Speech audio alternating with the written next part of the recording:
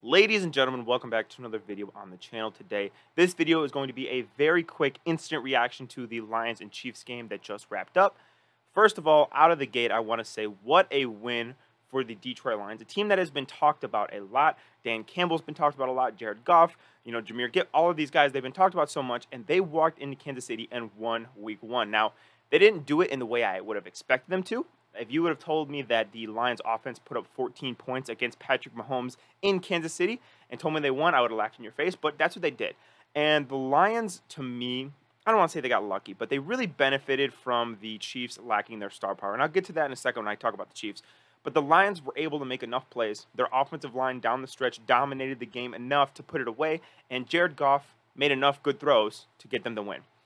One thing I didn't like about the Lions, though, is their lack of usage for Jameer Gibbs. I understand it's his first game. I understand that, maybe David Montgomery, who signed this big contract in free agency, is going to get more workload early on. But I don't think anybody with two working eyes saw that game and thought Jameer Gibbs was not the more explosive runner, productive runner, and better receiver.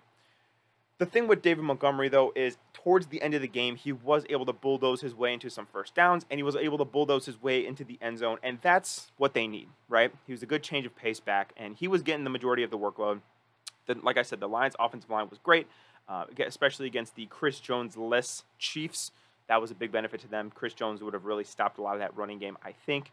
But I think the real story of this game is on the side of the Kansas City Chiefs. First of all, with Travis Kelce being out, they were a completely different offense. And I don't mean that in a good way. The receivers that were supposed to step up were terrible. Kadarius Toney was terrible. Kadarius Toney is the MVP of this game, and that is for the Detroit Lions because he let a pass bounce directly off his chest, up in the air, and Brian Branch took it for 6 points. Good awareness by Brian Branch, but at the same time, that should never be an interceptable pass when it hits you in the chest. He was terrible. He dropped the pass on the late drive for the Chiefs. Sky Moore was also really bad, had some drops. Noah Gray was serviceable at tight end, but none of the receivers stepped up for Kansas City, and that's what they needed with Travis Kelce out, and it did not happen. The running game was okay. It wasn't anything special. I think they're going with a little bit more of a running back by committee with Clyde Edwards-Helaire and Isaiah Pacheco, which sucks for Pacheco fantasy owners.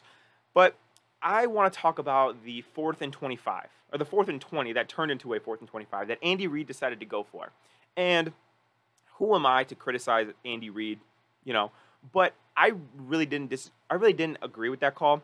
The reason I disagree with it was because in that situation, I think you just punt the ball and you let your defense go to work, who honestly had been doing a pretty good job all night. You let your defense go to work and you make sure that the Lions, don't get a first down, that you can get the ball back from Mahomes. In that situation, the risk-reward just didn't really help itself, and I thought they were going to reconsider after the false start by Juwan Taylor, which, by the way, he was doing all night, and he just got called on at the worst possible time.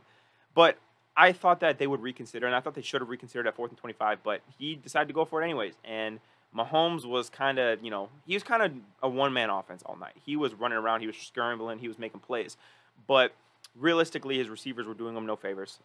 His offensive line wasn't terrible by any means, but I mean, the Lions were getting pressure on a lot of their pass rushing snaps.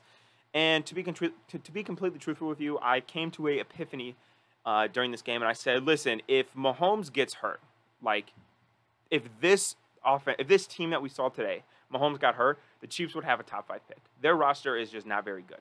Now, they are bailed out by Mahomes and Kelce and Chris Jones, but with Chris Jones holding out, Travis Kelce, probably only for this week, hurt.